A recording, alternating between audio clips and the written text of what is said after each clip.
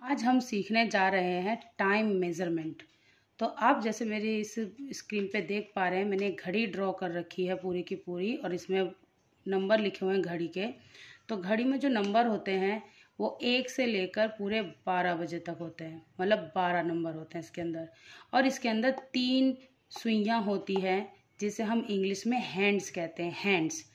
तो जो सबसे बड़ी वाला हैंड है या सबसे बड़ी जो सुई है, इसको हम कहते हैं बिग हैंड। बिग हैंड जो हमेशा क्या चीज़ मेज़र करती है? मिनट्स। क्या मेजर करेगी? आपके मिनट्स। ये मिनट्स मेजर करती है। और जो आपका ये स्मॉल हैंड है, ये मेजर करता है आपके आवर्स। स्मॉल हैंड जो मेजर करता है आपके आवर्स, जिसे हम हिंदी में कहते हैं घंटे।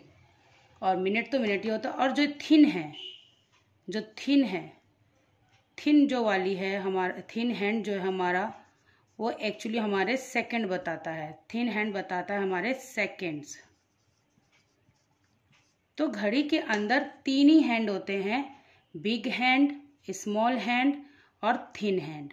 बिग हैंड मिनट्स बताएगा, स्मॉल हैंड आपको आवर्स बताएगा और थिन हैंड आपको सेकंड्स बताएगा। तो आज हम इसमें मैथ्स के टॉपिक में हम यही सीखने वाले हैं कि हम क्लॉक के सम्स कैसे सॉल्व करेंगे। तो मैंने जो वॉच बनाई है, इस वॉच में आपको सबसे पहले यही दिमाग में रखना होगा कि ये हैंड्स कितने होते हैं और क्या क्या डिनोट करते हैं। इन्हें हम नीडल्स नहीं बोलते हैं, इनको हम हैंड्स बोलते हैं। उसके बाद नेक्स्ट आता है कि अगर मैं 1 से 2 तक अगर देखूं, 1 से लेके 2 तक 1 2 3 4 5 पॉइंट होते हैं जिसे हम 5 मिनट्स बोलते हैं। अगर हमारी ये जो स्मॉल हैंड या बिग हैंड है, जब 1 से 2 पर आता है या 1 से 2 पर आता है तो वो कितने मिनट्स कवर करता है? 5। 1 2 3 4 5। ऐसे ही नेक्स्ट 1 2 3 4 5। तो 2 से अगर 3 पर आएगा तो ऐसे ही वो 5 और कवर करता है। तो अगर ये 12 पे अभी ब्लैक मतलब बिग हैंड है हमारा, अगर ये 2 पे आ जाता है तो इसका मतलब 12 से 2 में जाने के लिए इसको कितने मिनट लगे, यहाँ का भी लेना होगा। 1 2 3 4 5।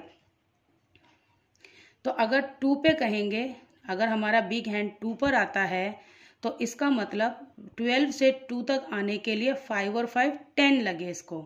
और अगर यही हैंड बिग हैंड अगर 3 पे आ जाता, बिग हैंड कह रही हूँ मैं, ये वाला जब 3 पे आ जाता है तो 5 5 5।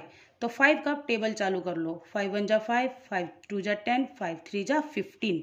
तो इसका मतलब कि 15 पर आ गया हमारा बिग हैंड। ठीक, ये था हमारा एक बेसिक नॉलेज क्लॉक को लेकर। अब हम इसमें टाइम देखना सीखेंगे। जैसे हम देख पा रहे हैं कि हमारे स्मॉल हैंड 3 पर है और बिग हैंड 12 पर है। तो हमें मोस्टली हमारे बिग हैंड को फोकस करना है जो कि मिनट्स बताता है।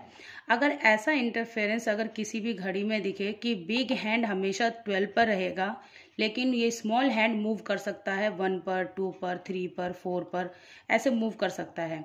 तो लेकिन मेरी इस घड़ी पे जो मैंने बनाया हुआ है, इस टाइम स्मॉल हैंड 3 पर है और बिग हैंड 12 पर है। तो मेन बात यह है कि स्मॉल हैंड किसी भी नंबर पे हो सकता है, बट अगर बिग हैंड 12 पर है तो हमेशा आपको लिखना होगा, स्मॉल हैंड का पहले नंबर लिखो 3, उसके बाद स्मॉल हैंड का नंबर है 3 क्योंकि स्मॉल हैंड पहले लिखा जाता है इसमें, फिर 2 डॉट लगाओ। और ये आ रहा है इस वक्त 12 पर, और 12 के लिए हम यहाँ पर 5 के हिसाब से 60 नहीं लिखेंगे, बल्कि 12 पे अगर बिग हैंड आ जाता है तो उसे हम 00 लेते हैं, जो एक्चुअली 60 के इक्वल ही होता है, 00। ये जो है वो हमारा time in word in figure लिखने के लिए है। ये फिगर में लिखा है मैंने कि 3 पहले लिखा, आवर्स 3 और बिग हैंड 12 पे था इसलिए 00। लेकिन अगर इसी टाइम को मुझे वर्ड्स में लिखना हो तो मैं कैसे लिखूंगी?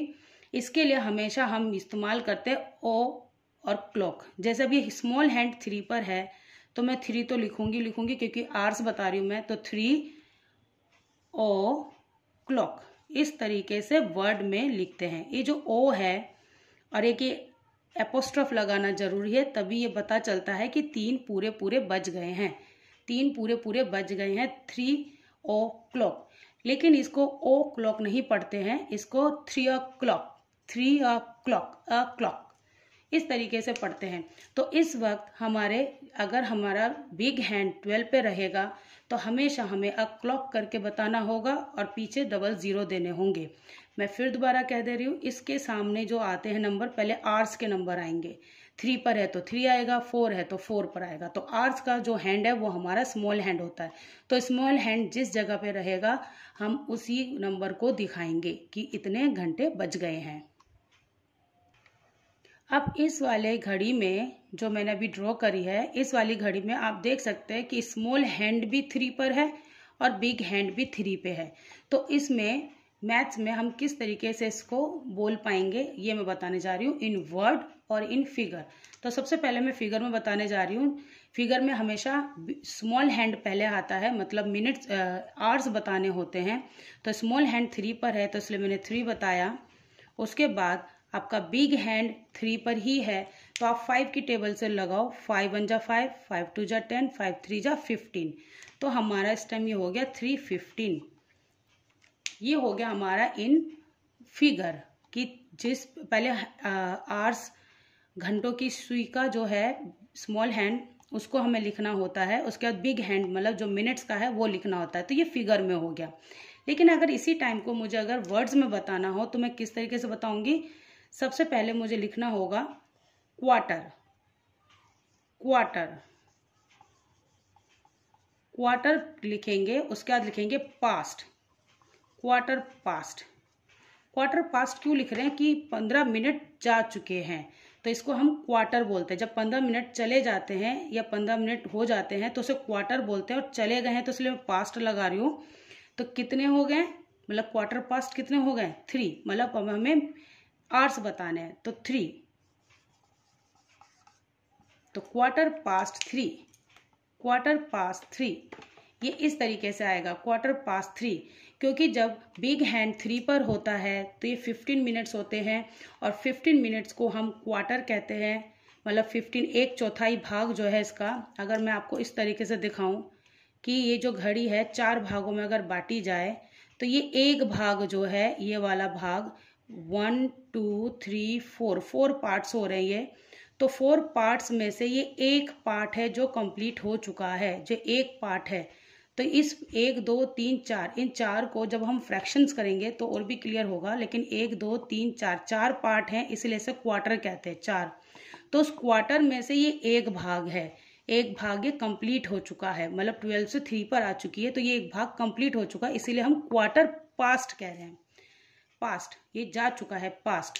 तो इसीलिए हम इसे क्वार्टर कह रहे हैं, 15 नहीं बोलकर।